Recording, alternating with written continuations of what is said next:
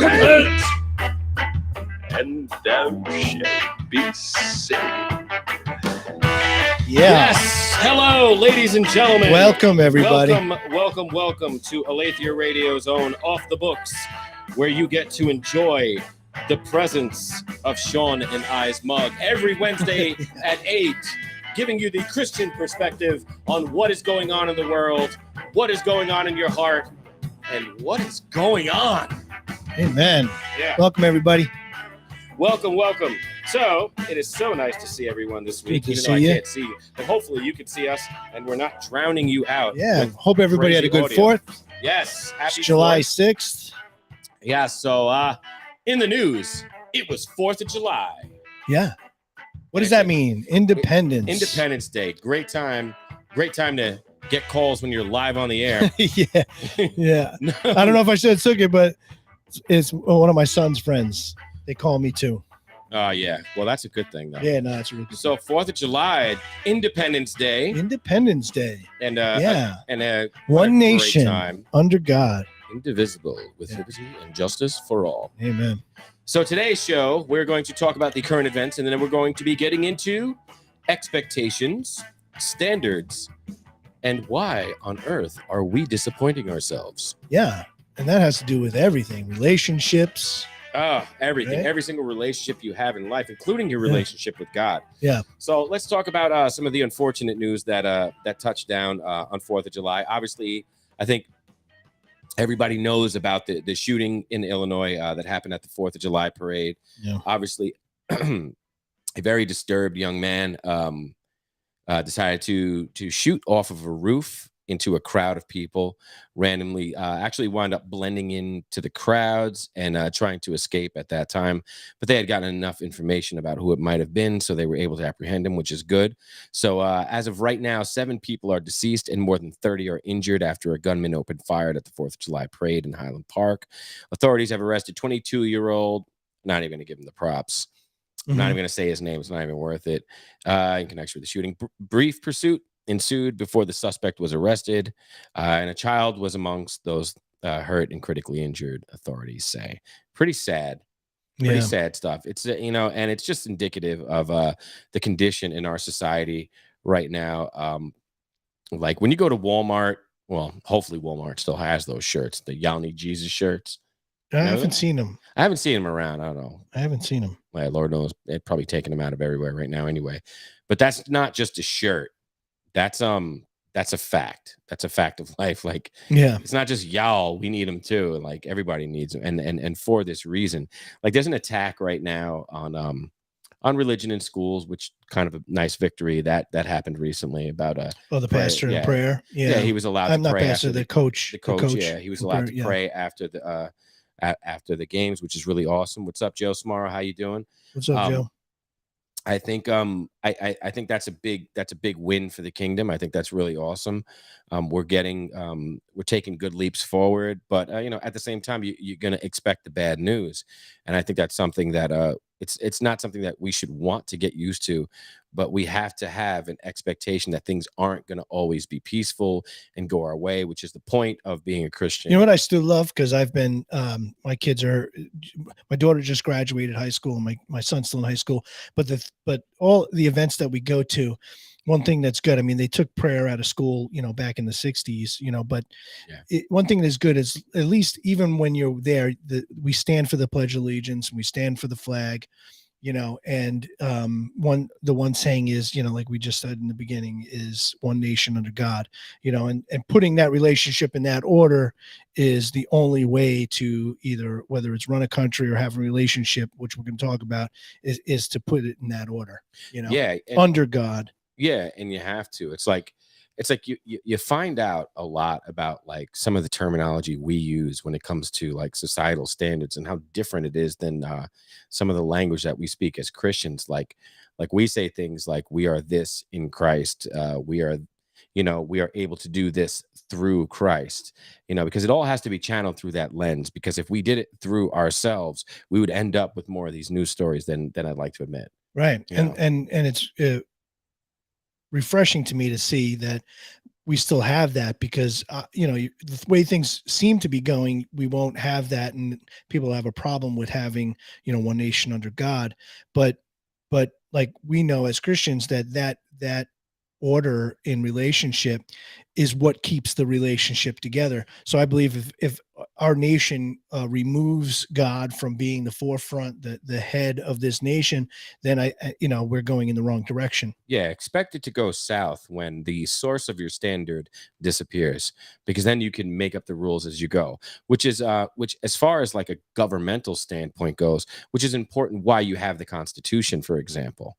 Like that standard of how this is supposed to work is and not to mention the way it was designed. Like there's no country that's ever done what we've done, and it was because of the Judeo-Christian worldview that we were able to do that, and every person in this country enjoys those benefits. Yeah. Like I mean, listen, the country is not without sin, but America, as far as like most of the countries in the world, has gone above and beyond to right the wrongs. Yeah. Evidently too. I'm not just saying that because I want. And we gotta, like, it's when you talk about this shooting it's like a suburb of Illinois. Yeah. And there was this pastor, his name was TJ Grooms. He actually came out, and he's from like South Side Chicago, and he was basically like, you see that the politicians poured into that nearby suburb of Highland Park after the shooting, but he was basically saying, hey, what about the 800 that have died in my community this year? Yeah, and that's not a bad statement to make. It's actually, and he's like, look, we should be every day this is happening. So not only we should be pouring out, we should be pouring out and all that. He said this area in the community is definitely not stranger to violence at all. He said, there was a mass shooting here right behind me where 5 victims were shot literally right behind me. And that was just the other day. Wow. So he's saying, like, you know what, not taking away from this, but we should be seeing the severity of this everywhere. Well, that's the thing. It's because mass shootings have become a tool, and you stand on the graves of the dead when you only use the mass shootings as a meaning of conversation. Like, listen, every death is a meaning of is a meaningful point of conversation. So if 70, I think it was 77 people in Chicago alone, 72 people in Chicago alone were shot over the weekend. There was, what right. I mean? Yeah. The article was like 800 people. And it's not to downplay the severity of the mass shooting, because it's all awful. There is neither case that's not as awful, but the point is, it's that you can't choose to focus in on one area of sin and ignore the others just because it fits your narrative or your agenda or whatever it is. I mean, if we're called to be a little more honest and a little better every day, then we got to stop and really be honest about what we're talking about. Sorry, correction. It's 800 murder. There was 800 murders in 2021 in his city. Wow. Yeah. Yeah. So is this just a problem for mass shooters, or does it seem? And like what do you consider a mass shooting? Isn't it like 3 or more? Yeah, it's 2 or more. Oh, it's 2 or more. Yeah. Right. So, I mean, that happens a lot. Yeah, but it's not called a mass shooting when somebody can't benefit off of it. And listen, shame on you if you choose to benefit off of death. There's nothing good that comes out of that. It's sick people. A lot of the time shooting innocent people. And listen, even if you're not innocent, we don't want people to die. No. We don't think that that's a good thing. But now, so why do things like this happen? I mean, you look at it for what it is. So we're talking about expectations tonight, right? We're talking about the standards that we have set in our brain for how we think things are going to play out. So when you have an expectation for disappointment, for example, you look for it, you feed off of it, and it becomes your goal to seek out. So when you seek out disappointment, for example, if I want to use something like a tragedy to constantly have something to talk about, to claim the moral high ground on somewhere else, what I'm doing is I'm expecting the worst, but you're also becoming the worst part of that. Yeah, and I think you hit it right in those one. It's also the standard. So I think the same standard should be in every community, because all deaths are tragic when it comes to violence. We all die, but when it's a result of some sort of violence or hate, it's a tragedy, and it's should be the standard no matter which community you go into. And you see some of the distraught community, especially in like Chicago, where it's just like a war zone. I saw an article the other day where they're having, you can get a Glock 9, which is, a semi-automatic handgun Yeah, on the street, but it's modified to shoot like an Uzi that you could put 50 rounds in. that's what I'm saying. And on the black market, there's this little piece, and all you have to do is put this little piece on the back of it, and it becomes an automatic weapon. And this is not something you could just buy. It's illegal to buy it. So you can Yeah. only get it on the black market. You can only buy, that and even the rounds, like in New York State, the rounds is only 10 rounds. You're only allowed to have 10 round clips, but you can get this on the street easily. And I think that was one of the articles you mentioned to me, where that young man shot at the police. Yeah. He had one of those semi-automatic handguns, if I'm not mistaken, and he shot at the police. Yeah, and that's a big thing too, because so why do we turn to violence? A lot of times we turn to violence because, once again, we have an expectation of life, and so I mean, guns and drugs go hand in hand. I know I lived a lot of that life, and let me tell you, the first thing you do as a drug dealer is, number one, other dealers have guns. You risk getting robbed all the time. You get a gun. A lot of us used to say it was for protection, anything like that, but it also was a way to say, like listen, don't mess with me. Right. I have a gun, and that's a very dangerous place to be in when you start feeling the power that a gun has behind it. It's a very powerful feeling, but that power is an illusion. Yeah. What it does is it actually attracts more problems to you. So, like, it's not at home for defense. Like most of us, we were driving around, Oh yeah. with them, and that's not good. You're With expecting a ill problem. intent. Yeah, with ill intent, like intent to do harm. I know that's not a good place to be. I'm just trying to be transparent about it. But the expectation for a young man that he's of his life, and when he doesn't see that expectation fulfilled, will turn to more corrupt ways to go about that. So a lot of times you'll find young men choose violence. Yeah. Oh my goodness, Absolutely. am I doing that? Little reverb. Oh, yeah, yeah. It's a production thing. I do that stuff, but so you have an expectation of violence, knowing the type of game that you're in. Now, why do young men and even some young women choose that lifestyle? Well, number one, it's glorified in the culture that I was raised in. It was glorified, and it gave you this false expectation of life. I could have this or I could have that, and it puts value in things that don't really have value. I mean, That's exactly right. It's a skewed view of what you value and what you see that's valuable. and honestly, it wasn't until the reality of God had smacked me in the face that I realized that my purpose wasn't at all what I thought it was. I mean, a lot of the things that I chased was like self-glorifying. Like, listen, it feels good to get praise, obviously. But let me ask you one thing. How do most things that make you feel good work out? Right.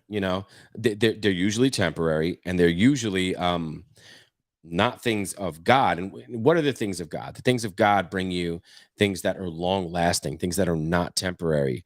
The fruits are peace, love, joy, and you can't get that from temporary fulfillment. Temporary fulfillment is exactly that. And when you wind up feeling empty after, and why it didn't stay, is because your hope is in something that Mhm. will fade, guaranteed. It doesn't matter how nice your car is. It doesn't matter how good looking your girlfriend is or boyfriend.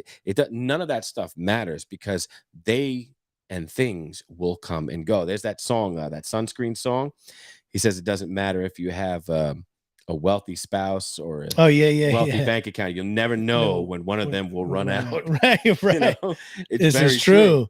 Yeah, I mean, look at Job. I mean, that's a classic example of things that come and Poor go. Job. You know, he didn't, and then he had. You know, and it was the Lord giveth, and the Lord taketh away. And Yeah. not only did God take away from Job, Oh, he suffered. well, not that God took it away, God allowed it to be taken away to prove a point Yeah, that Job was still going faithful. to remain faithful. Yeah, And he did, and it wasn't easy. And like there's these little parts in Job where like you see his doubt set in, and you're like, oh no, not you, Job.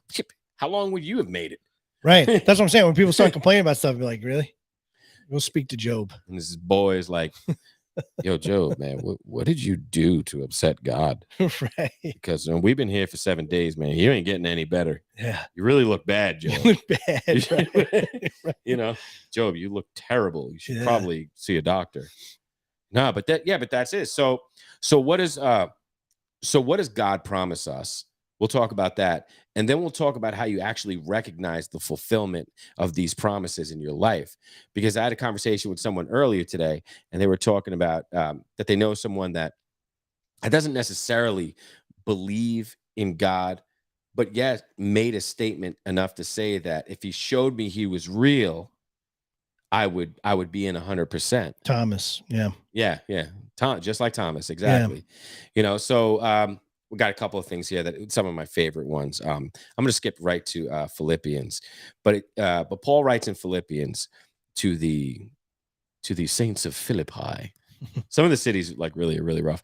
It says, "Do not be anxious about anything." To Philly, Philippians 4:6. "Do not be anxious about anything, but in everything by prayer and supplication with thanksgiving," keyword, "let your request be made known to God." So if you're praying for something that you feel is needed in your life, and it's extremely selfish, and you're angry that you haven't got it, you're probably not going to get it. But you can have an expectation to get it with if your prayers are with thanksgiving and with faith that it is going to turn out, knowing that there's change happening inside of you. These good things don't happen if you're not being good. It's not a works thing either. It's an evidence thing. No, it's just thing. It's not something, you know, because people can get that and start becoming, you know, like legalistic when it comes to your faith, but it's just like you said, it's an evidence of your faith. If you know Christ is working within you, then the outcome would be X, Y, and Z. Yeah, and you would see that, and it would be evident as well. And that's the thing. Like people think like faith is without evidence. And it's like, listen, I don't think like good things are going to happen in my life just because, you know, I'm waiting and I've seen these. Well, because in Philippians, what was that, 120? 4:6. Oh, 4:6. Well, in the beginning of Philippians, he talks about to live as Christ. Yeah. For me to live as Christ and to die as gain. Yeah. So, I mean, that's putting, you know, in perspective, you know, what he was saying there in, what is it? 4:6? 4:6. Yes. Yeah. So, I mean, that's the expectation. What is your expectation? Yeah. And if you're expecting everything else is rubbish to me. Well, there's a better word. Yeah. It's pretty rare. It's all everything else, but Christ is what I see. That's my expectation. Yeah. So in chapter 1, verse 20, it's the beginning of that. It's actually the continuation of what you're saying. "As it is my eager expectation and hope that I will not be at all ashamed, but that with full courage, now as always, Christ will be honored in my body, whether by life or by death." That's a pretty bold statement. Like, whether it's through my death, I know I'm doing the most selfless, humble act. That's like, yeah, that was like Paul's ultimate goal was to be like, you know what? The ultimate goal is to neither live or die, but to see Christ magnified. Yeah. And it has nothing to do with martyrdom. No, it has nothing to do with martyrdom. It has to do with the effect it will have on the people after you. Yeah. And that's supposed to be our thing. That's supposed to be what we're doing and stuff like that. So now when we talk about how expectations affect the relationships in our life, it's really interesting because it's always the beginning and the downfall of each and every one. Right. Because I think what we tend to do, and we all do it, is we put a list together of what we expect our friend or our spouse or our girlfriend or whatever. We put a list together of what we expect from them. Exactly. So Sometimes, and most of the time, without sharing it.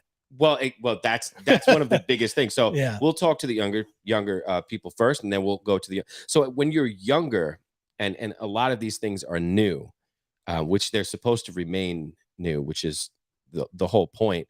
You have the younger generation has a power that we don't have, Mm. And that's the power to experience a lot of these things as new, which is the really the important thing. So it's really important that you get your expectations in line and you get your standard of your expectations in line. So young ladies, for example, don't judge a man by what he has or by what he can give you or by what you think security looks like, but have the expectation, is he the type of person that in the long term is going to love you properly and honor you? Young men, if you're looking at a woman, it is not about, let me tell you, it is not about the looks as much as you may think it is. It's not. It's about her being able to support you in the hardest times that are going to that you will encounter, no matter what. And these expectations are really important because love is exciting, especially in like the first year, that honeymoon phase. The 5 love language book says that love doesn't begin until that love ends, which is a really important statement. Mm. Once the honeymoon phase is over, then love really begins, because when the work begins, that's how you know it's love, because love is sacrificial. Infatuation is something totally separate from that. So when you have an expectation of a person who is supposed to constantly be infatuated with you, you are going to have a problem, because love is not about what the person gives you, but how are you willing to serve them? It should be, at least. So now when we get older, then it gets a whole lot worse. It gets a whole lot messier when it gets older. It gets crazy when you get older, because anything that you feel hasn't been fulfilled in your life can become a problem to your expectations of other people when you get older. Because, excuse me, number one, when we get older, the expectations that we have of people usually depend on where we were disappointed in our path. And that's a really bad attitude to have. Well, I think a big part of expectation, if we're going to relate it to like our Christian faith, would be like in Hebrews, where it says that faith is a substance of things hoped for, the evidence of things not seen. Now, expectation, a positive expectation, is the things that you hope for. Now, whatever you have, your list, let's say, what is on that list? What is that expectation? Is it something that's positive? Is it something that leads you in the right direction in your life, in that relationship? Because you can have certain expectations, as like, I want a woman that cooks fill in the blank 7-star meals every day. Like, and if she fails at that, well, what?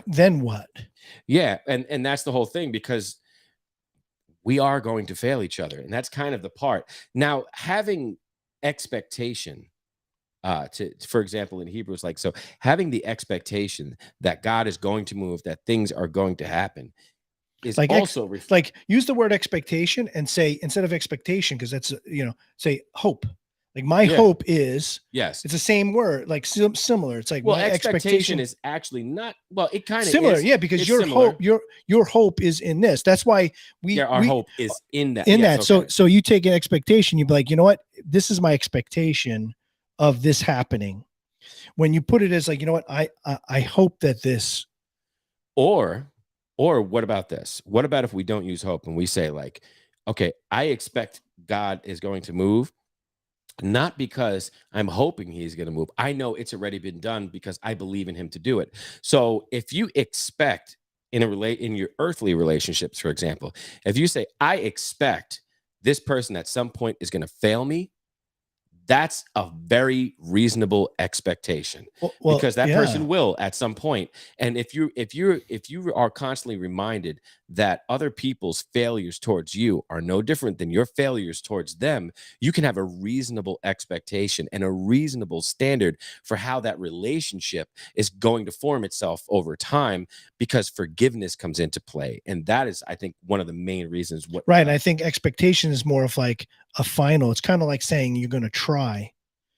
You're looking towards an expectation, like you believe that this person should perform in a certain way, whether it's in a relationship or in a work scenario, their work ethic or something like that. Yeah. My expectation is for you to work in a certain degree. Yes. Right. That's my expectation. Are you always going to live up to that? No. I know that, my hope is the same thing. He knows that firsthand. Yeah, I know that, but at the same time, what we tend to do is I expect you to do something I know that you're not going to be able to do. And that kind of brings up another point that we have to really, excuse me, sorry guys, that we have to really look at when we have these expectations of people. So, because we do that to our kids, like you put certain expectations, and it kind of sometimes bogs them down because we put heavy expectations absolutely on them. When we talk about servitude a lot, how the mindset of servitude is our core of freedom that we experience, that being willing to serve selflessly is the core of our freedom, just for the giving soul of God himself, right? So what we wind up doing a lot of times, like you said, with the kids, right? So if I'm trying to cook and I have which I don't have a 3-year-old anymore, I'm kind of all right with that right now.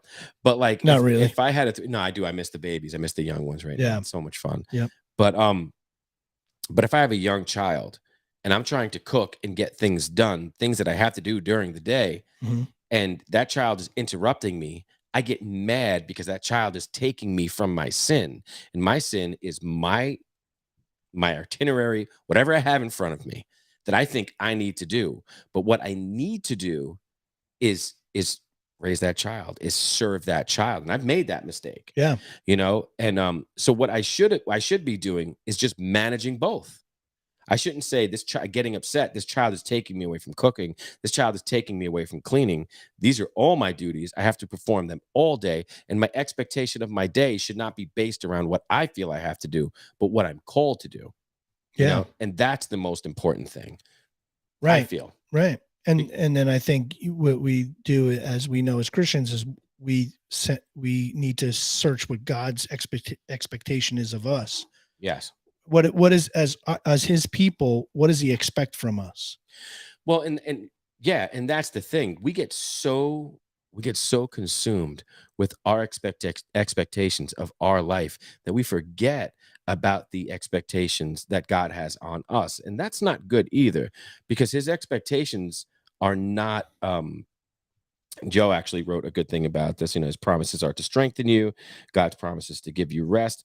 All the above. I believe that one's the Jeremiah one, which is my favorite. But how long is it? No, for I know the plans I have for you, declares the Lord, plans for the welfare and not for evil, to give you a future and hope.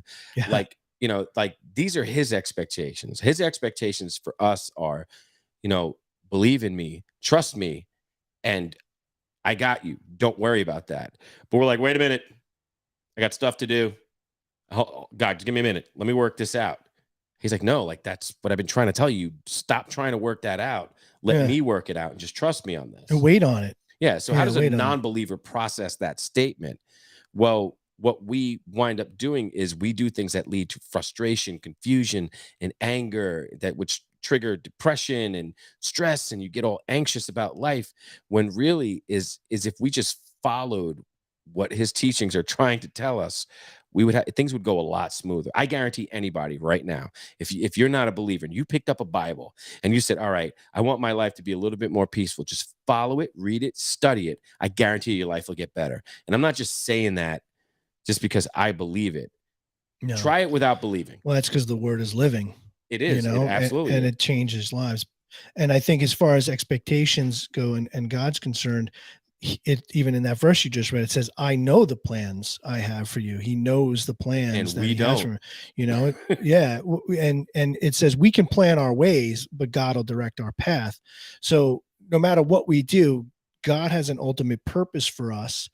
And what we tend to do is we tend to seek out the expectations around us and others, and we kind of lose track of what God has, his expectation for us. And that where we step out of purpose, you know, we can step out of purpose when it comes to that. Yeah. And that's it's not a whole nother conversation. Actually, it is this conversation. Yeah, because Purpose. that happens in a relationship. Let's say, Yeah. for instance, with my wife. Now, if I put a whole list of expectations on her, you know, and then things happen, you know, I kind of, the purpose that I had for that relationship kind of gets thwarted. I'm like, wait a minute, things are not working out the way I thought, because this is what I expected Yeah.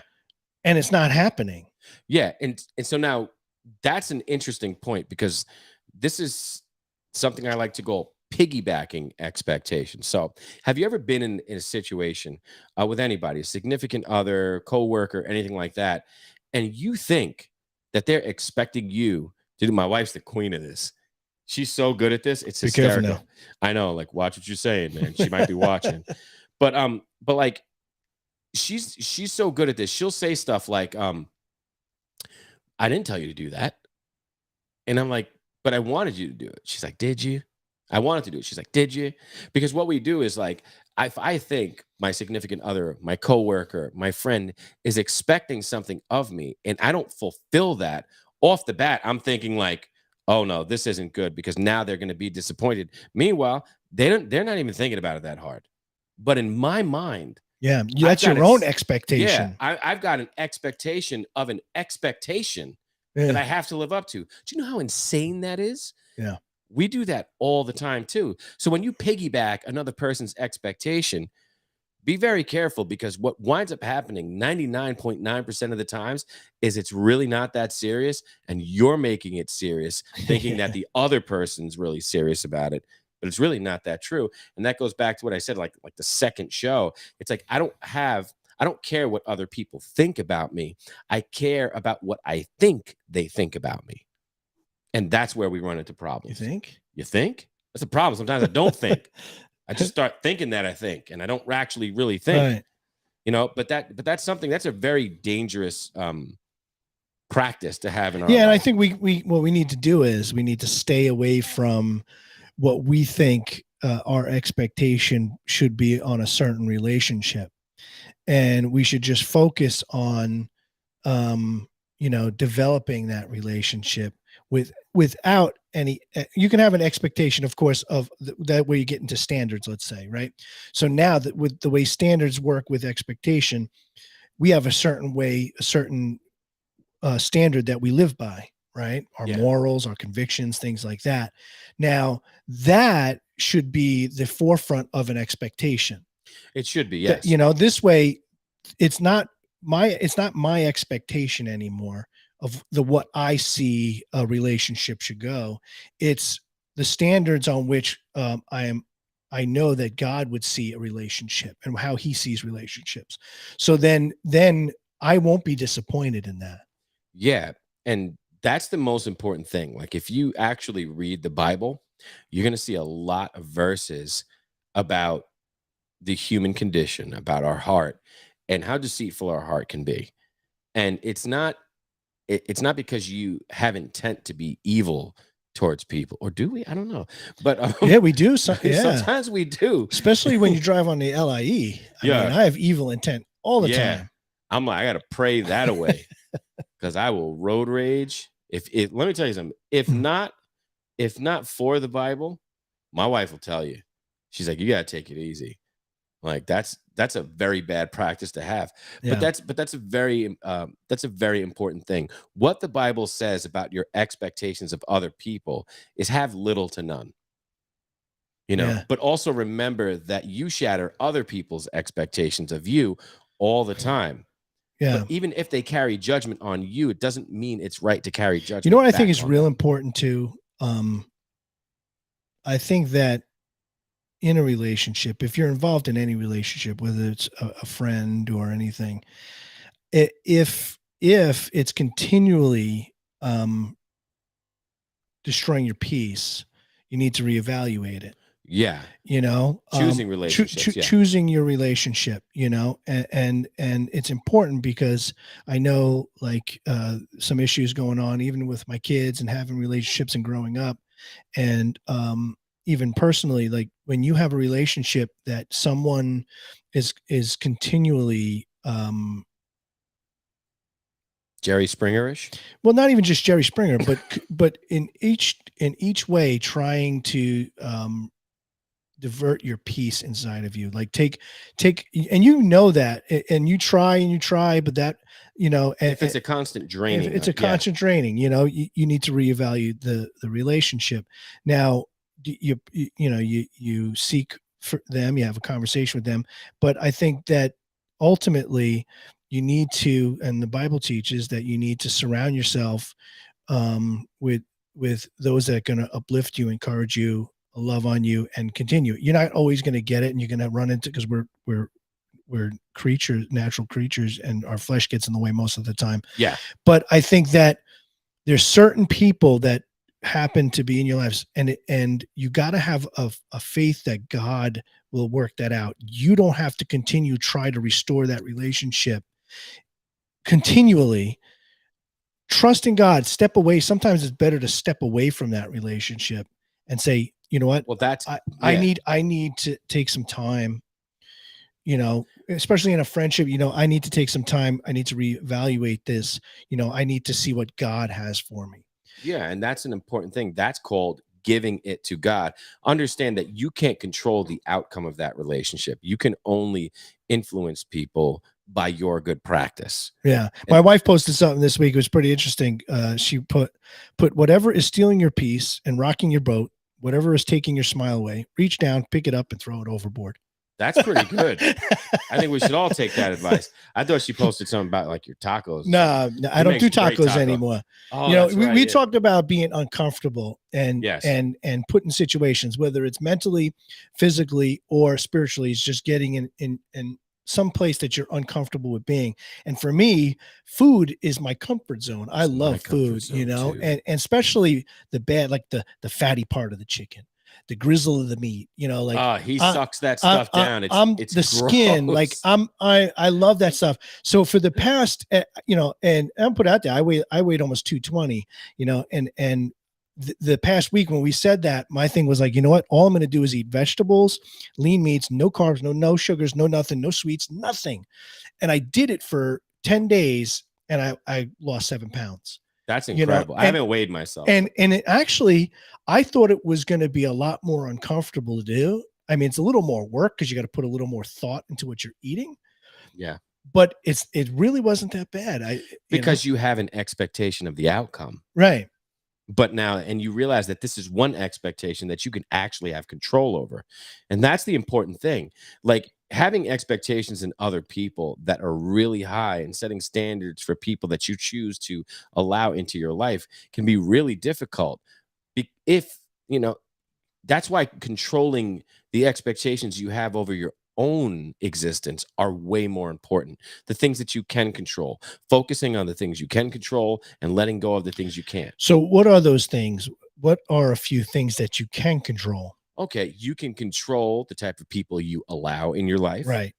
You can control the decisions that you make that will really give you peace. It's similar to what I was doing as far as eating. Yeah. I stopped and I controlled what I was consuming. Yeah. The outcome, I feel better. Do I miss the flavors and the taste of that Absolutely. stuff? Yeah, you blend. Yeah. But the outcome is better. It's ultimately better for me. Exactly. So everybody cut the greasy people out your life. Stop eating the skin off the chicken. Stop taking the greasy fried skin of people and eating it. Yeah. But no, it's similar in that way where relationship, we were just saying, if you can control what you're being involved in, yeah, it'll affect the way you then on your outward with your relationships. Make a meal plan for your relationships. Yeah. Put some of the strenuous ones on a diet. And actually, don't make a meal plan, because I didn't make a meal plan. All I said is I'm not eating this. I'm not eating starches, sugars. Don't eat the bad stuff, because everything that's good is really bad for you. So fellas, if she's the chicken with the fried skin, dead it. Dead it. All right. Get rid of that. Ladies, if he's the heavy grizzle steak, dead it. Yeah. Unless you need to move some ribs. Unless you ain't nothing wrong with little ribs. Yeah, I cheated on the 4th of July, man. I had me some ribs. Yeah, you gotta stop talking about this stuff. I know. So even talking about hungry the food, already. I know. I've been fasting. I've been fasting a meal. Multiple reasons, trying to deny myself a little something again. Plus, it's really good for me to not eat so much. And then I cut my meals down. I make them smaller and stuff. Yeah, it ain't easy. It's not easy. But but what's your expectation of this, of doing it? My expectation is to feel better, right, and to not carry around what I'm carrying now. Yeah, extra weight. Yeah, exactly. That extra weight. But see, those are healthy expectations. Exactly. So let's separate the healthy ones. Yeah, I think it's important to get rid of those expectations that that people can't. And how do you know? How do you know that if I have a certain how do I know? Hey, you know what? Caesar's not going to be able to follow through on that. How do I know? You don't. Right. You don't know. The only thing you do is wait for the fruit. Yeah, but there's also levels. I mean, you could know where I'm going to put, say, you know what? I know that if I ask you to do this, I know you're not going to do it. Yeah, and that's also kind of an integrity thing, and the Bible talks about that. Yeah, very seriously about let your yes be your yes, and let your no be your no. And we all fail at that at some things. Yeah. My wife loves getting me with that. She's like, well, you shouldn't come in. I'm like, she's right. I hate when she's right. She's actually good at being right. So it's kind of like keeping these bad practices in your life. In Hebrews 10:26. For if we go on sinning deliberately after receiving the knowledge of the truth, there no longer remains a sacrifice for sins. Now, that sacrifice meaning the denial of the things of the flesh, which in proper definition means all the things that feel really good that are really bad for you. If you continue to do that, well, that's some evidence that you're going to have some problems right there. These problems will return to your life. So, and that's the point of it saying deliberately, for if we go on sinning deliberately after receiving the knowledge of the truth, there no longer remains a sacrifice of sin. If once you reveal the truth, incur practice constantly and constantly renew that and constantly be around accountability. Not a single person in this world can be left to their own devices without falling victim to them. It's human nature. You could be the most motivated person in the world. If you do not develop the good habits that are going to keep you in good practice, you will fall out of it. And we all do it to some extent. But some of the more critical areas in our life, especially relationships, you have to incur better practices. And reason being is because bad company corrupts good character. Yeah. And it's a very, very true thing. Like, you can't soar with the eagles if you flock with the turkeys. It's a very, very real thing.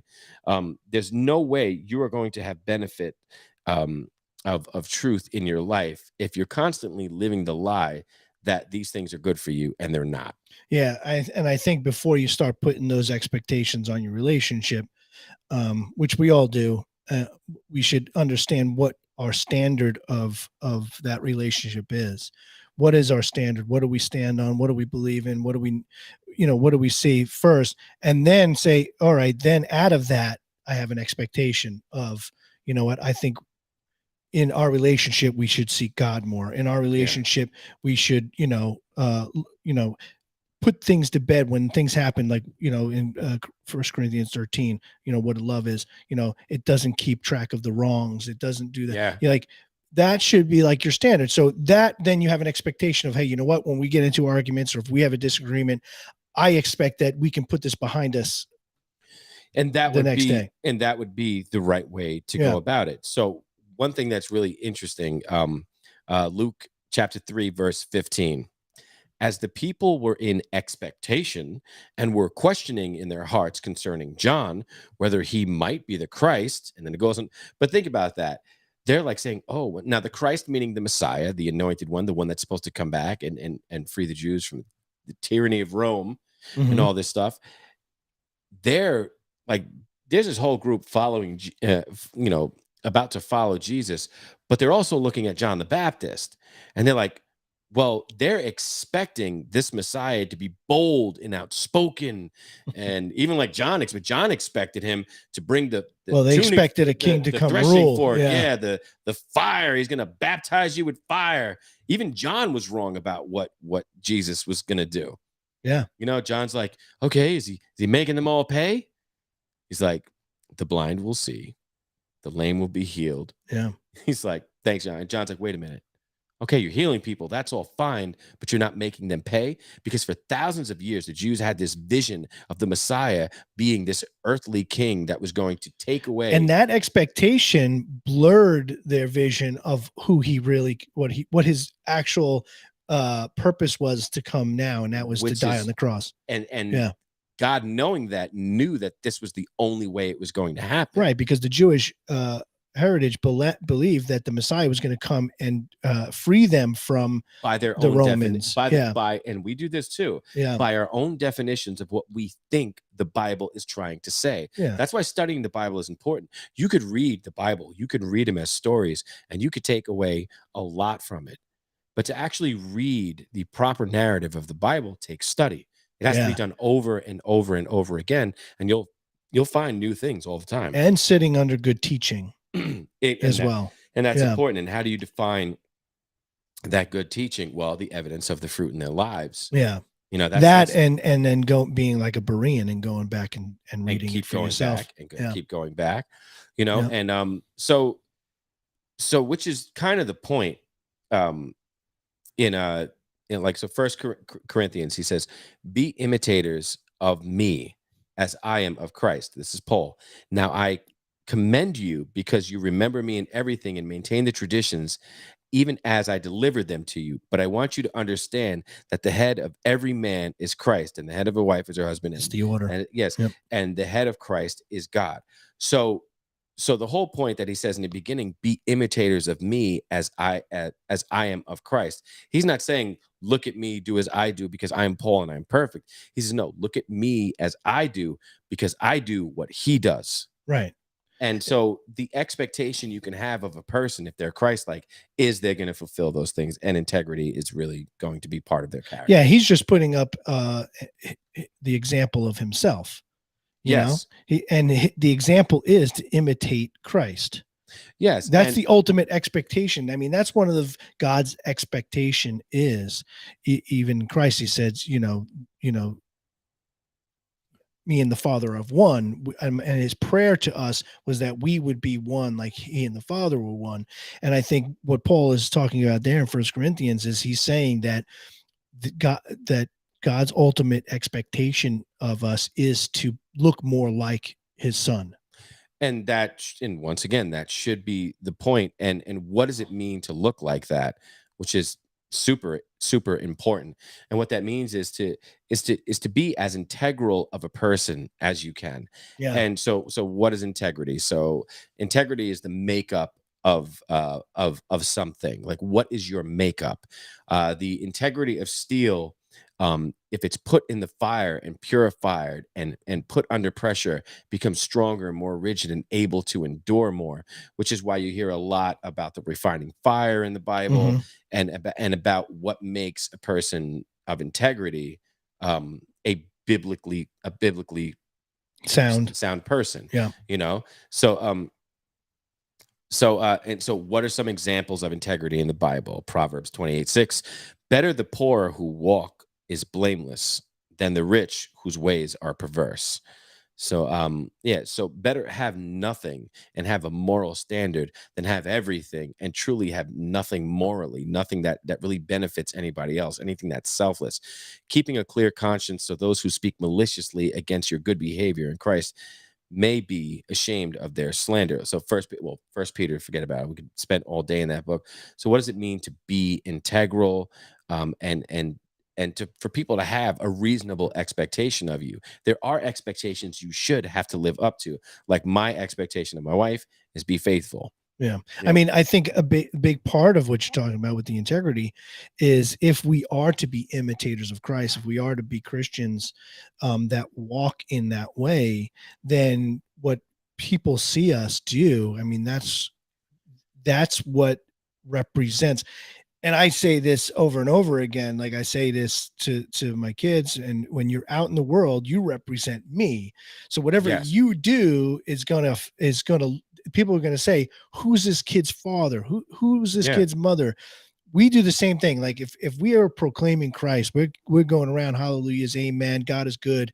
And then when things go bad, I'm like, Beep, beep, beep, beep, beep, Yeah.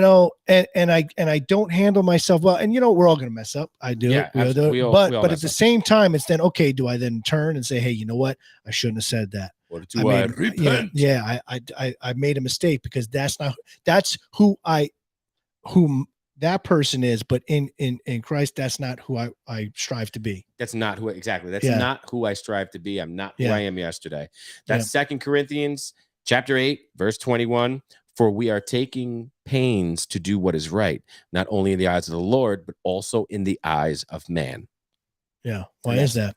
Exactly. And that's exactly what we were just talking about, because you are an ambassador of the kingdom. Yeah.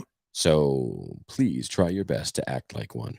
Yeah. And well, and you should do everything.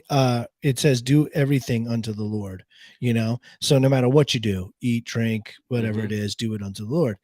And part of that is you're here to glorify him. One of our main purposes is to magnify, just like what John said. You read from John when he was like, the expectations they had on the Messiah. Yeah. I think in the verse after that, John says, it's not me. I'm unworthy to tie this sandal. Yeah. Like, I'm here to magnify him. I'm to be less, he's to be greater.